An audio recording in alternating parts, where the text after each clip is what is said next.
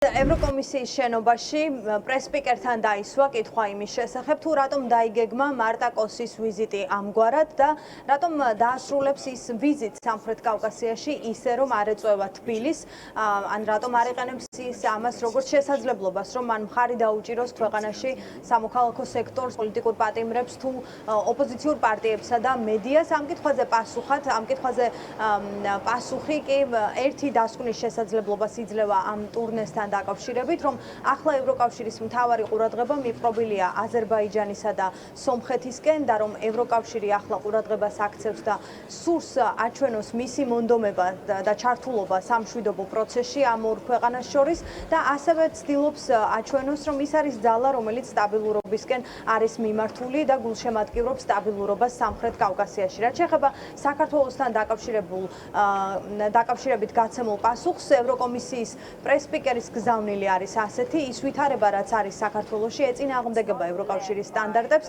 და თუ კი საქართველოს ხელისუფლების საგარეო კურსი არ შეიცვლება, მოცემულობა და ურთიერთობაც ქართულ ოცნებასა და დასავლელ პარტნიორებს შორის არ შეიცვლება და შესაბამისად ქვეყნის ევროპული პერსპექტივაც დადგება კითხვის ნიშნის ქვეშ.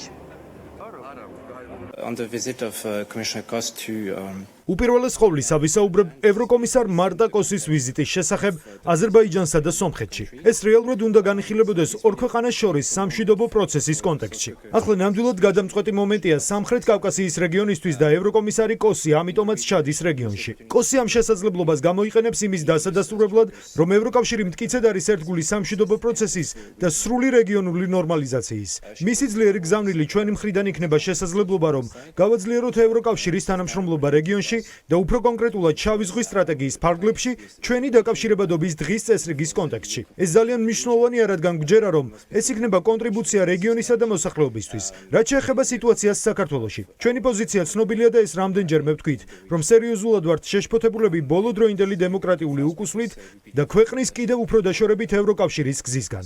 and to the population.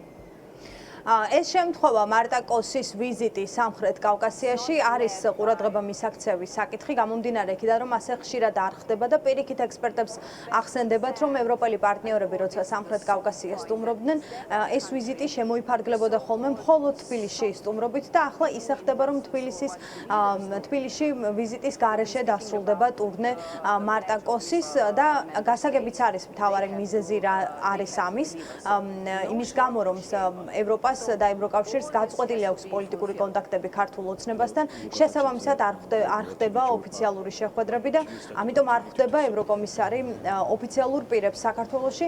ქართული ოცნება კი ცდილობს ეს არასერიოზულად წარმოაჩინოს და პირიქით თქვას, რომ ამაში ცუდი არაფერია. დღეს კახა კალაძე ამბობდა, რომ რაც უფრო შორს იქნებიან ევროპელი ბიუროკრატები ქართული ოცნებისგან, მით უფრო უკეთესი იქნება ეს ქვეყნისთვის. ცოტა ხანში ირაკლი კობახიძემ უნდა გააკეთოს მედიასთან კომენტარი და ვნახოთ როგორ გამოეხმაურება ამ ფაქტს პრემიერ-მინისტრი.